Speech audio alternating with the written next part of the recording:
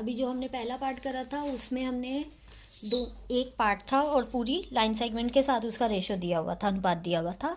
अब हम ये वाला पार्ट कर रहे हैं जिसमें हमें दोनों पार्ट्स दिए हुए हैं, 3 और 5 का रेशो बताया हुआ है। तो हमने दोनों का टोटल करा और हमें पता चला कि 8 पार्ट्स करने हैं। बिल्कुल हम पहले वाले क्वेश्चन की तरह ही करेंगे इसे। हमने 1 पार्ट करा, फिर हमने नेक्स्ट 2 करा, 3 करा, नेक्स्ट हमने 4, 5, लेकिन हम अब 5 पे नहीं रुकेंगे। अब हम इसके 8 पार्ट्स करेंगे क्योंकि दोनों के ऐड हो जाएंगे parts. 6, 7 and the last one 8। हम इसकी मार्किंग वैसे ही करेंगे, A6, A7, A8। फिर हम वही करेंगे कि हम x से नहीं मिलाएंगे इसे, हम A8 से मिलाएंगे। यहाँ ध्यान रखना है, यहाँ बच्चे बहुत गड़बड़ करते हैं कि x से मिला देते हैं क्योंकि लास्ट पॉइंट वही दिख रहा होता है। जो लास्ट निशान आपने लगाया है, जैसे पहले क्वेश्चन में A5 था तो आपने A5 से मिलाया, इस क्वेश्चन में आपका A8 है तो आप A8 से मिलाओगे। दोनों क्वेश्चन में सिमिलैरिटी ये है कि फोकस पे किस पॉइंट पे रहना है, 3 पे, क्योंकि पहला रेशो 3 था। इसमें भी हमने 3 वाले पॉइंट पे मार्किंग कर ली ताकि हमें याद रहे कि हमें इसे ज्वाइन करना है। बिल्कुल लास्ट वाले क्वेश्चन की तरह ही आप इसको A8 पे रुक के एक आर्क लगाओगे और वही सेम आर्क, वही सेम डायमेंशन, बिल्कुल ना कंपास को हिलाना तो है, उठाना है एक जगह से दूसरी जगह, पर ना दबाना है ना खोलना है। बिल्कुल वैसे का वैसा ही एक आर्क आप यहाँ पे लगाओगे। फिर इस आर्क को मेजर करोगे दोबारा से कि कैसे लाइन मार्क होंगी। थोड़ा सा ध्यान से करना है क्योंकि कई बार कंपास सेट नहीं बैठती।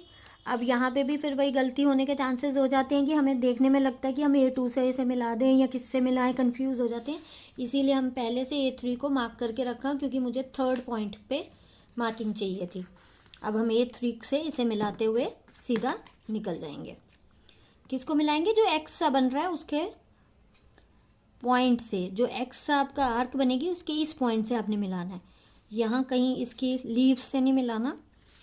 अब ये आपकी बिल्कुल पैरेलल लाइन आ गई किसके, A8B से। सेम वही BPT लगी, बस फ़र्क क्या हो गया, क्योंकि यहाँ दोनों पार्ट्स थे।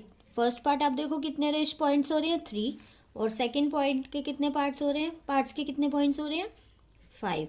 तो जो रेशो इधर से था वही आपका रेशो इधर से आ जाएगा। अगेन हमने BPT अपनी थेल्स थ्योरम यहाँ पे यूज़ करी है और इस तरीके से हमने दोनों लाइंस के डिवीजन करे हैं। बस डिफरेंस ध्यान रखना है कि आपको टोटल वाले पार्ट के हिसाब से रेशो दिया जा रहा है, पूछा जा रहा है, या दोनों अलग पार्ट्स दिए जा रहे हैं।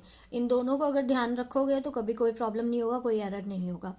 फिर भी एक अगर बाई चांस आपको बनाते हुए बहुत ज़्यादा प्रॉब्लम होती है कि आप ये मेजर नहीं कर सकते, तो क्योंकि हम BPT ही बना रहे हैं, BPT पे फोकस रख रहे हैं, तो आप ये कर सकते हो कि आप एक बार चेक करने के लिए इस तरीके से स्केल रखते हुए अगर आप ऐसे खिसका के A3 तक आओगे तो ऑलमोस्ट आपको ये पैरेलल लाइन मिल जाती है, क्योंकि फोकस हमारा A3 पे एक पैरेलल लाइन ड्रॉ करके रेशो निकालने का ही है। तो अगर आपने स्केल राइटली मूव करा है, बिल्कुल इसको ज़रा सा भी हिलाया नहीं और बिल्कुल सही, आपका स्केल भी उबड़ खाबड़ नहीं है, कहीं से एजेस ब्रेक नहीं है और ब्रोकन नहीं है, और आपने बिल्कुल उसको सीधा निकालते हुए बिल्कुल A3 पे आप आए और आपने देखा कि ऐसे सेट बैठ के ये पैरेलल लाइन आ रही है, तो आप ऐसे ड्रॉ अगर करके P मार्किंग कर देते हो, इन एनी केस ये भी चल सकता है, सिर्फ इस केस में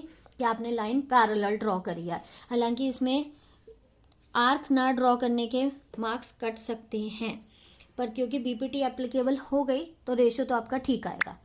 आप इसको ऐसे भी ड्रॉ कर सकते हो।